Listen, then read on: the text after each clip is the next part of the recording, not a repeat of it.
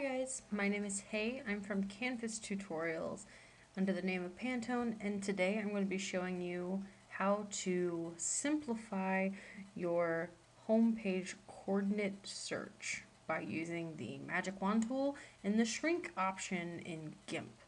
I am using Gimp version 2.86 just in case any of you were wondering what version I'm in, and the setup has not really been edited. At least not as far as I know. So hopefully these toolbox and tool options and layer panel is on the same kind of front. So what we're going to start with is a little thing we like to call a magic wand tool. Now usually when we get coordinates from Gimp or Photoshop, which link in the description if you would like to see how it's done in Photoshop, the same effect that we're about to do. We usually use the rectangle select tool to click and drag out kind of boxes where text would go normally, or just how to measure a DP or measure a place for art, etc. and so forth. So we, meaning Vespertine, which is one of our staff members, and I, kind of stumbled upon the magic wand tool and how you can use the shrink picture. So in this layout, I'm going to use this box for text, so I'm going to click it with my magic wand tool. I'm going to go to select, do shrink, which is underneath sharpen, right above grow, shrink, and I'm putting it at 5 pixels with the checkbox checked. This kind of gives you a little bit of padding around the box since you don't really want the text to line up at the edge of your box, like where the marching ants are, and you don't want your scroll bar to go on the outside of the box, especially with a layout such like this.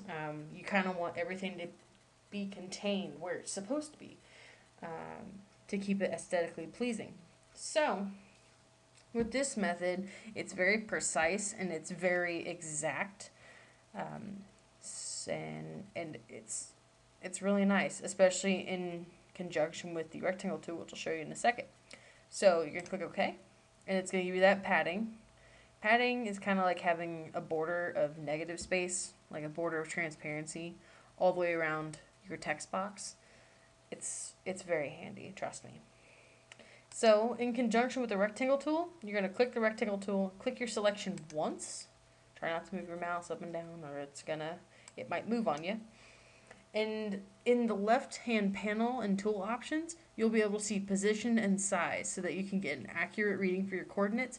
Position, it goes top, which is that 305 number, or excuse me, left, which is the 305 number, and the top is the 165 number.